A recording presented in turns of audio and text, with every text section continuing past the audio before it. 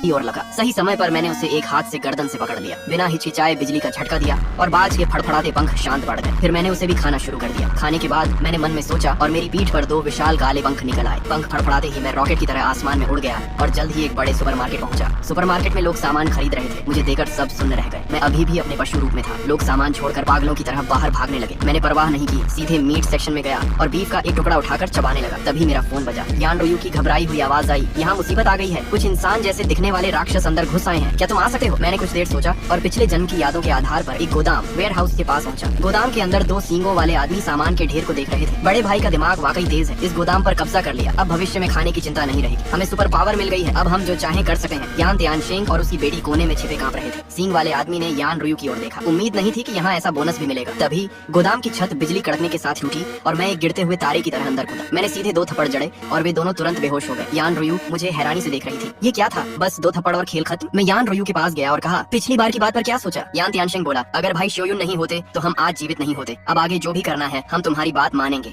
एक सुरक्षित जगह ढूंढो और बेस बनाओ। मेरे विला की सुरक्षा बहुत अच्छी है। क्या हम वहाँ जा सकते हैं? ठीक है। डार्क टर्मोइल आने के बाद सामान की कमी हो जाएगी। बाद में भयंकर ठंड और सूखा भी आएगा। फिर हम यान त्यानशेंग के विला में पहुंच गए। भाई शोयुन, क्या हमें और सामान जमा करना चाहिए? अभी इसकी जरूरत नहीं। हमारे पास करने के लिए और भी जरूरी काम है। पहला, प्रतिबंधित क्षेत्र फॉरबिडन जोन आने वाला है। वहाँ का सामान हमारे लिए ज्यादा जरूरी है। क्या तुम्हारे पास कोई तरीका है जिससे हम दोनों भी बीस्ट वॉरियर बन सकें? मैंने कुछ देर सोचा और उनसे बहुत सारा खाना मंगवाया और एक बड़ा सूप स्ट्यू बनाया। दर्जनों तरह के खानों को मिलाकर बना वह सूप स्वाद में बहुत अजीब था, लेकिन बीस्ट वॉरियर बनने के लिए उन दोनों ने उसे पूरा पी लिया। अगले दिन सुबह के 8 बजे अंतरिक्ष की गहराइयों से एक अजीब सी ज्योति निकली और पूरी पृथ्वी को छू गई। यान रोयू का शरीर रोशनी से घिर गया। उसके भीतर से सुनहरी ऊर्जा निकली और उसे घावों को ठीक करने की शक्ति मिल गई। यान त्यानशेंग का कद बढ़कर 3 मीटर हो गया। सिर पर सींग निकल आए और उसे असीमित ताकत मिल गई। हम वाकई सफल हो गए। पिता पुत्री खुशी से झूम उठे। डार्क टर्मोइल शुरू हो चुका था। चलो प्रतिबंधित क्षेत्र की ओर चलते हैं। फिर हम एक बड़े ट्रक में सवार होकर निकल पड़े और जल्द ही प्रतिबंधित क्षेत्र के प्रवेश द्वार पर पहुंच गए। मैंने एक्सीलेटर दबाया और सीधे भंवर के अंदर गाड़ी डाल दी, जबकि दूर से दो लोग चोरी छिपे यह नजारा देख रहे थे।